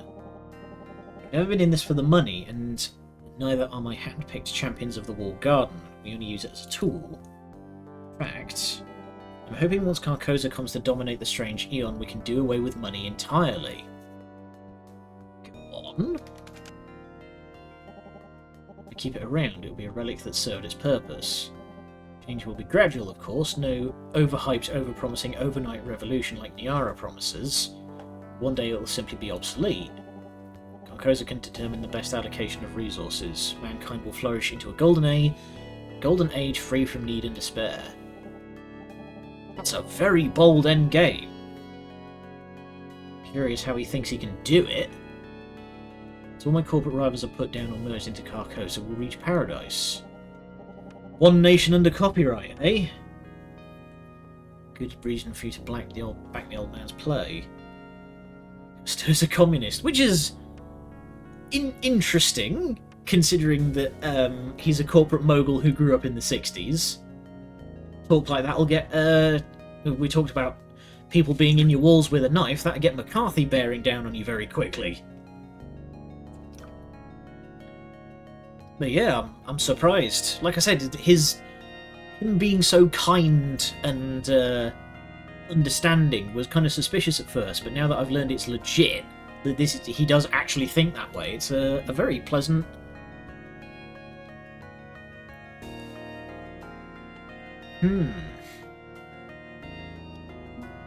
If you can pull it off, sure, but that's a big if. You're talking about unseating a centuries-old dominant way of thinking, that's going to take work.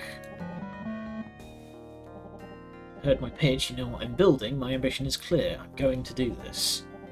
Not surprised if you're doubtful, I'd be doubtful. If you told a younger version of myself what lies ahead. But give it time, give it faith, put your trust in me and I won't steer you wrong.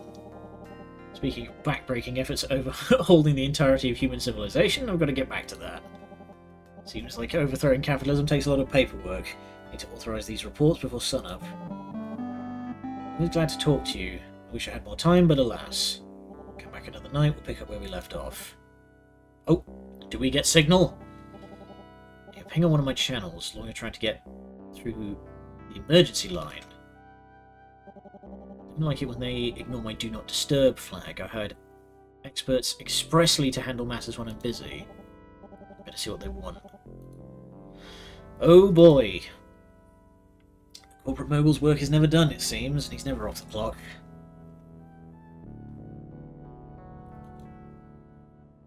Alright. We've still got half an hour. We are making good time here.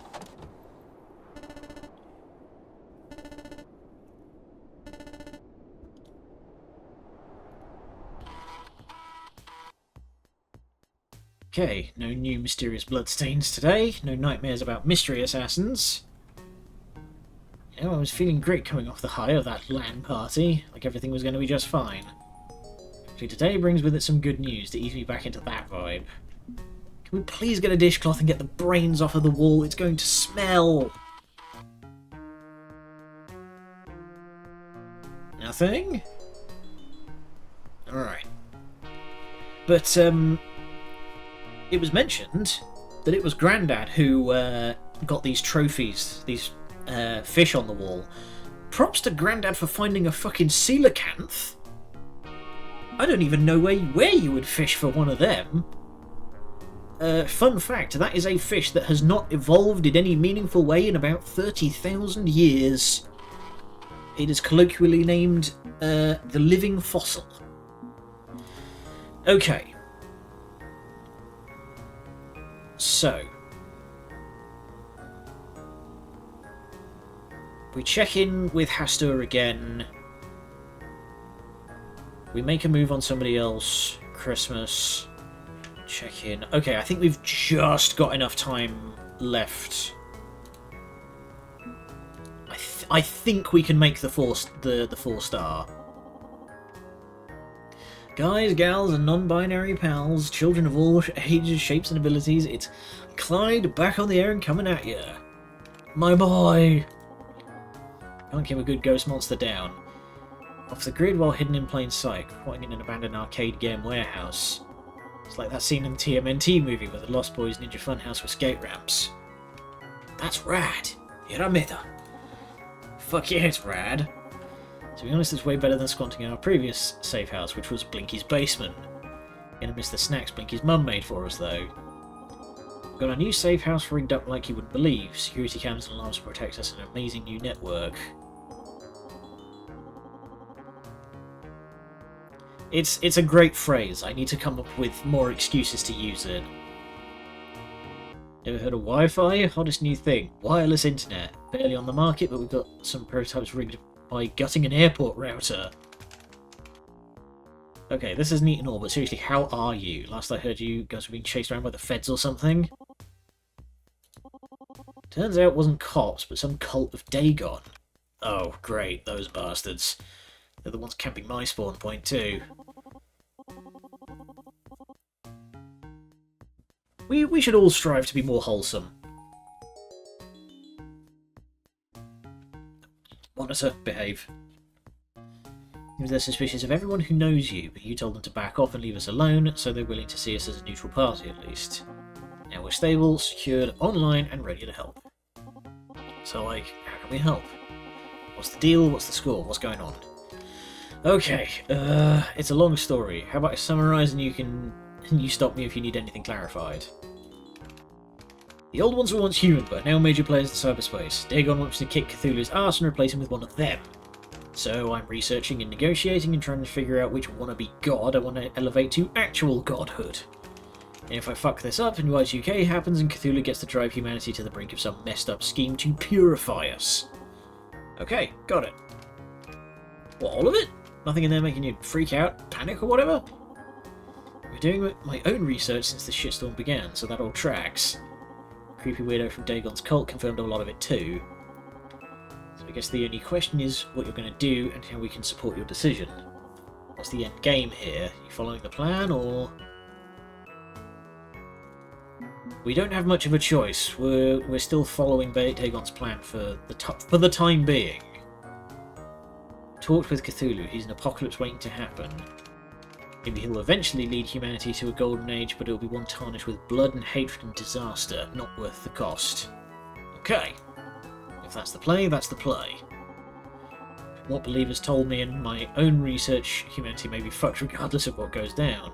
So I say go for broke. At worst we all die, at best we have a fighting chance. Alright. We have the squad. We're all alone in that house grappling with powerful forces, but we're out here doing what we can to keep you going. So, fuck it. Headbutt God. Do it. Colonel's not even in today. And we're still gonna headbutt God. Compartmentalise and redistribute your fears. That's the strategy. Let the cult fear physical threats to your person. Let the ghost monsters fear the tech threats. Leaves you free to fear the lurking cyberspace horrors. Well, okay. As long as we're all absolutely terrified in equal measure. That's the spirit. Talk to you soon. Good luck, have fun.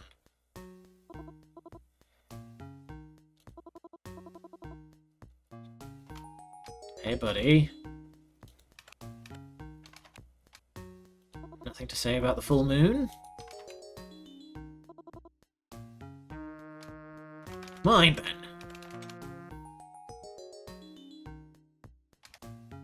Bad, things are scary, but I'm alive because I'm not alone. Client, believer, and a bunch of cultists, my co-workers, and my first favourite search engine dog. Yay! There you are, buddy. I'm going to digitise myself just so I can give you scritches. Let's do some research. So, what's this about the old boys club? Old white guys suck ass. Strong start. Say this as an old white guy. We suck. We were provided a shiny golden ladder to climb towards success, and once we got there... Oh hey, speak of the devil, there he is. You blown up Y2K yet? We have gotten 2 allies of our ideal 4, so we're damn near there. We're doing well. Oh, we were just talking to one of the characters, and he was like, "Yeah, go and headbutt God." And I was like, "Oh, Colonel's not even in today, but his spirit persists." So we're gonna headbutt God.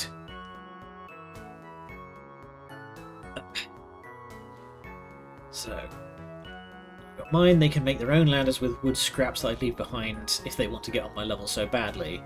I'm sitting on top of a pile of bodies and I hate it. The only reason I can be retired and ranting on the internet now is because I was lucky enough to be born into a tax bracket that could push me to the moon. To be absolutely honest with you about that, because I will not allow self-delusion. Believe me, I knew a lot of old boys and we all sucked. The worst people you can imagine. Jealously protecting their own, forming a club of old boys to keep each other elevated and free from the consequences of their own actions. You have no idea how deep this goes. Feel like a damn conspiracy theory when really it's just desperate attempt by desperate men to protect their own legends. I got out. Old Matty got the hell out of the old boys club so he can sit in his basement and hammer away on a keyboard all day preaching to the choir. I got out, but I didn't deserve to get in. I'm here to say that none of these bastards deserve their slot. I'm going to my grave regretting even being slightly involved in all that, and that's a sobering thought. So yeah, you get one whiff of a bunch of these mediocre men forming a little informal social club to cover each other's sins. Don't trust them, don't give them an inch. They're not geniuses of corporate empires, they're not masters of craft, they're not the leaders of the information age, they're just bastards with good PR. It's just Freemasons again. Like, it's just Freemasons again. Anyone taking offence at me calling you an old white... And anyone taking offence at me daring to call an old white guy old white or a guy can kiss my ass and get on the block list. Don't Nick Pitt and what about? It is about what... It is what it is, and you damn well know it. Angry Matty Owl. I like Angry Matty. One of the few guys when they say he tells it like it is, and it actually sounds like that. So, we can kind of pencil in ally with Azathoth. We all but have her on side. We just need to actually pull the trigger. But I'm wondering if these aren't going to actually tick off until we hit the button. That's the wrong. Speaking of button, that's the wrong one. There we go. So if Dagon doesn't show up tonight, we want to check in with Hastur. Moon is shining bright tonight, so bright that I probably didn't need to prop the door open to let a little light in here, but hey. No doubt Dagon wants a word, and I'd like a word with him too. Look at the Hound and the Hunter.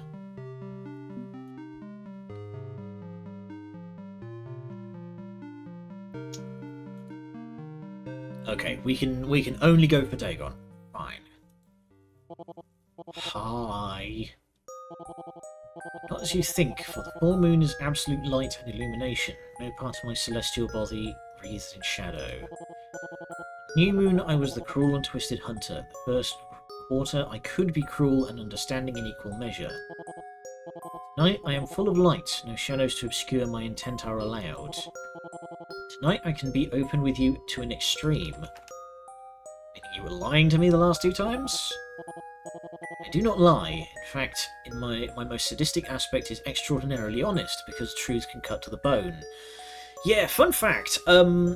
There's a very good book series called The Secret Histories. It's basically like urban fantasy, like urban modern fantasy, James Bond kind of style. It's very, very good. But it provided me with this line that really stuck with me, and where the main character, Edwin, goes to a place where they have demons like in cages, and they ask questions to try and get otherworldly insight. And the lady that Edwin is with asks him, how can you be certain that anything that they say is true? And Edwin says, this line stuck with me a lot, and I absolutely love it. Demons will always lie unless the truth would hurt you more. That was actually such a fantastic line. And I really want to use it for something, but, you know. Also, interesting note, the frame around the laptop this time isn't bloodied at all. Previous times we've spoken to Dagon, the frame's been all splattered with blood, but now it's not. My intent is always pure, but tonight I can also expose vulnerability. You have met me during a melancholy moon. Okay, sad puppy in the snow. What did you want to talk about? Do not mock me. I'm attempting a sympathetic connection with you, and I will bite the hand that slaps me as I have done before. Right, sorry. What is it you wanted to open up about? Dagon came to be. Okay, we have some notion on this. We have some notion on this that Dagon was one of the first test subjects for the artificial mind transference, and that they were a dog. One of Buddy twisted into Dagon. I've said as much previously, but the twisting is a tale of its own. This is a cruel story, as cruel as Dagon himself. I have no desire to trigger an uncomfortable response in you. If you wish a simple and vague summary to avoid that, I will provide, or I can reveal the full tale of pain and unfortunate events.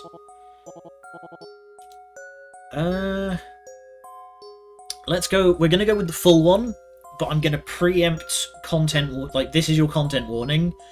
I'm going to preempt animal abuse. That's my guess. I don't know, because this is a blind playthrough, but I'm going to preempt that there's going to be animal abuse involved, so as you like. When I was merely Buddy and Dagon did not exist, there was a girl.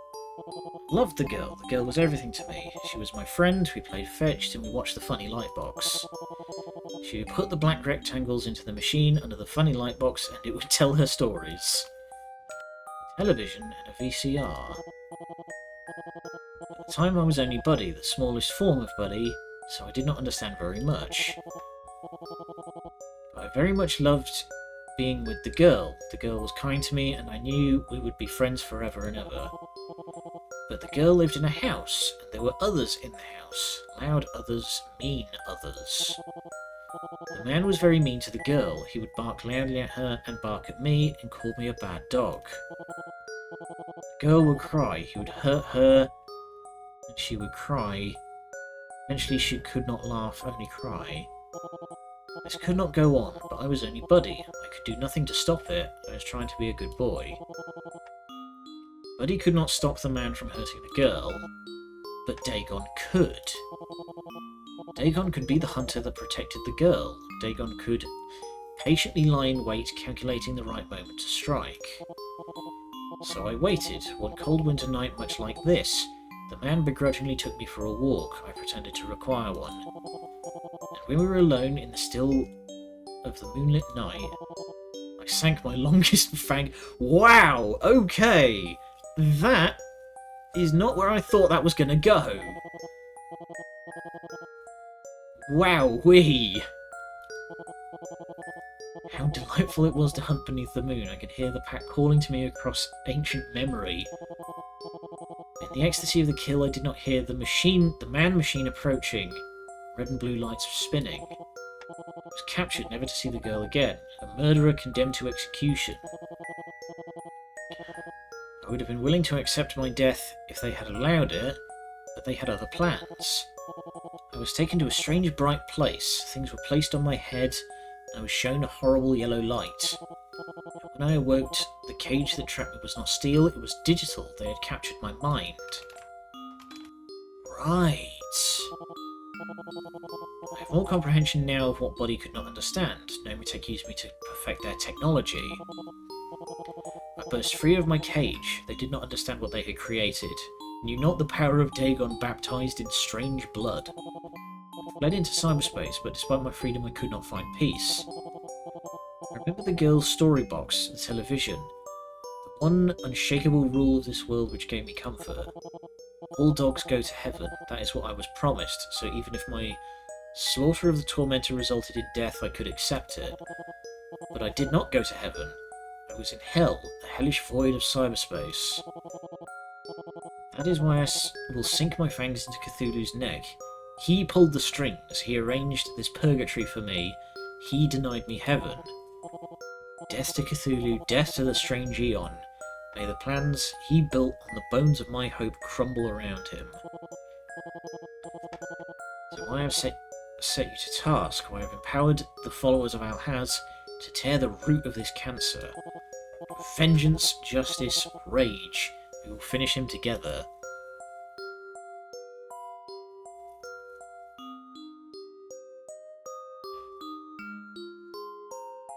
Did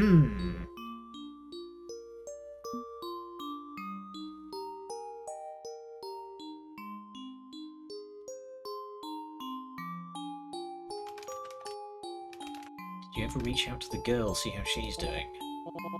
No, I confirmed she was in foster care and her status improved, but I did not make contact. I could no longer be her buddy. For starters, even if she required liberation, I had harmed her by slaughtering her father. But more than that, I felt monstrous. I was Dagon. I could be buddy by daylight, but within me remained the monster Dagon. I did not deserve her love. I did what was required of me, but in doing so damned myself. Dagon should not have been required. Dagon should not be. I am trusting you to finish this work so I can find peace. Cthulhu is gone, Dagon will go with him, leaving only Buddy. I will reintegrate myself. The Hunter-Protector will not be needed, and can fold back in. Dagon will be like a bad dream fading in time. Wow.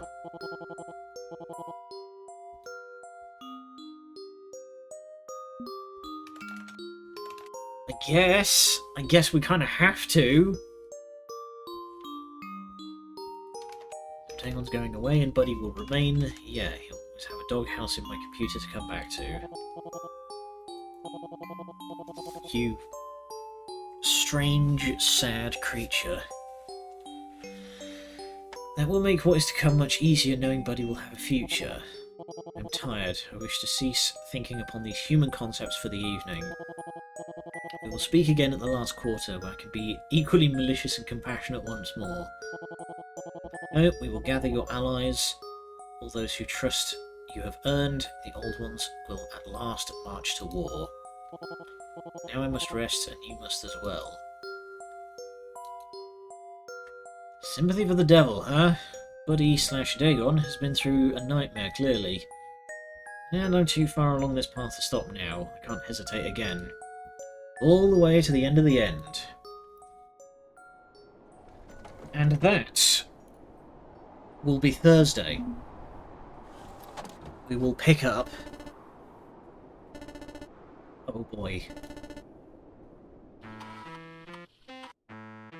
Alright. That is where we will pick up next time. And, hopefully reach the end of the end. But, for now, let's go on over to the booth and see who's on that we can go and chain into. Alright, who's around? Who?